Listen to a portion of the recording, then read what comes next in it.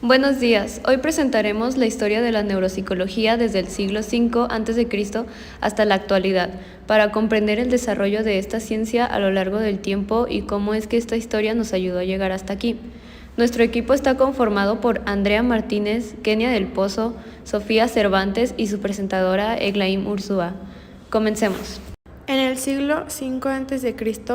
estaba la hipótesis cerebral frente a la hipótesis cardíaca, en la que el ser humano planteaba el problema de la actividad mental y dónde estaba ubicada.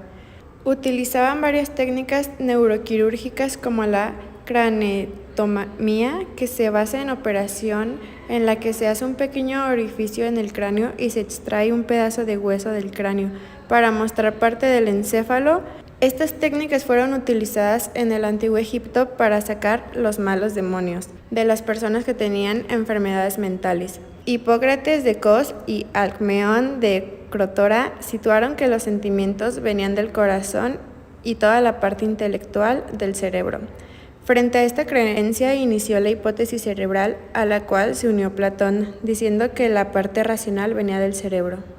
La hipótesis cerebral es la que finalmente prevaleció, siendo asumida por la cultura romana a través de Galeno, quien situó la actividad mental en el líquido cefalorraquídeo contenido en los ventrículos cerebrales. 1511 a 1564. Andrés Vesalio se opuso a las hipótesis ventriculares mantenidas hasta ese momento, afirmando que la actividad mental se localizaba en el tejido nervioso del cerebro y no en el líquido cefalorraquídeo. Vesalio llegó a la conclusión, tras diseccionar numerosos cerebros y comprobar que el tamaño relativo de los ventrículos cerebrales era similar en los mamíferos y en la especie humana. Ahora hablemos de Willis. Es uno de los anatomistas más importantes en el siglo XVIII. Ya asumía la ubicación de las funciones mentales en la parénquima cerebral. En 1566 a 1650 estaba el debate sobre la localización de las funciones mentales, el cual cobró un nuevo giro con la figura de Descartes, quien adoptó una postura dualista según la cual, a pesar de que el cuerpo y la mente eran dos realidades diferentes, podrían interactuar entre sí. En el primer tercio del siglo XIX, dos anatomistas, Franz Joseph Gall y Johann Casper, desarrollaron activamente las teorías localizacionistas de la actividad mental. Según sus hipótesis, denominadas también teorías frenológicas, cada una de las actividades mentales se situaban en áreas concretas del encéfalo, estimándose que eran 27 facultades mentales que se localizaban en la corteza cerebral. 1794 a 1867. En el paralelo al nacimiento de la frenología, surgió un movimiento antilocalizacionista que consideraba que el cerebro funcionaba de un modo global y unitario. Esta concepción holista de la actividad cerebral fue iniciada por Pierre Flores. Así como Jean-Baptiste en 1796 a 1881 retomó las observaciones de Gall, afirmando que el habla se localizaba en el lóbulo frontal.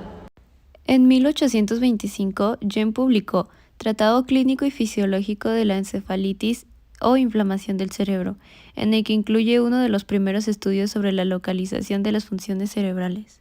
En 1876 a 1965, Kurt Goldstein realizó importantes aportaciones a la neuropsicología clínica, estudiando las consecuencias de las heridas de la guerra en el sistema nervioso, por lo que puede ser considerado como uno de los pioneros de la rehabilitación neuropsicológica del daño cerebral.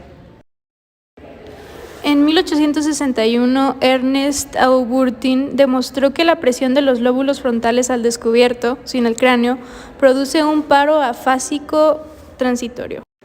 1913 a 1949. Probablemente el término de la neuropsicología fue utilizado por primera vez por William Osler en 1913, aunque se popularizó su utilización a partir del año 1949 con el motivo de la publicación de la obra de Donald Hebb. Karl Lachey, en 1890 a 1958, resulta crucial para el desarrollo de la neuropsicología. Sus aportaciones en la formulación de dos leyes, la de acción de masa y el principio de la equipotencialidad. Entre 1904 y 1985, Donald Hebb centró sus investigaciones en el estudio del lóbulo frontal, comprobando que el cociente intelectual de las personas que habían sufrido daño frontal no disminuye de manera sensible. 1907 a 1977. Alexander Romanovich Luria, entre sus numerosas aportaciones, hay que destacar, en primer lugar, su concepción antilocalizacionista del fundamento del cerebro, redefiniendo el concepto de función cerebral.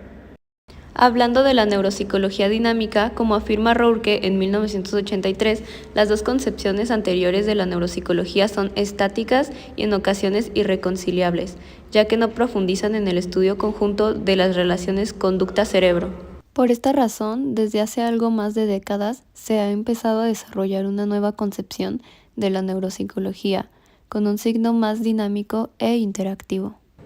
En 1997, Benedett, en Neuropsicología Cognitiva, hablaba de que la actividad mental es un sistema representacional que funciona mediante un sistema computacional capaz de manipular y procesar la información.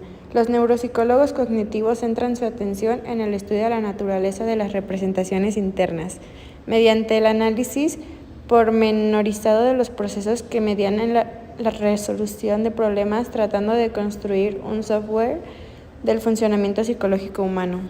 Concluimos entonces en el 2002 y 2003 gracias a Kolb, Virchow y Reins, conociendo la neuropsicología como una ciencia que estudia las relaciones entre el cerebro y la conducta, tanto en sujetos sanos como en los que han sufrido algún tipo de daño cerebral. Y esto fue todo, espero hayan disfrutado nuestra presentación y que tengan un lindo día.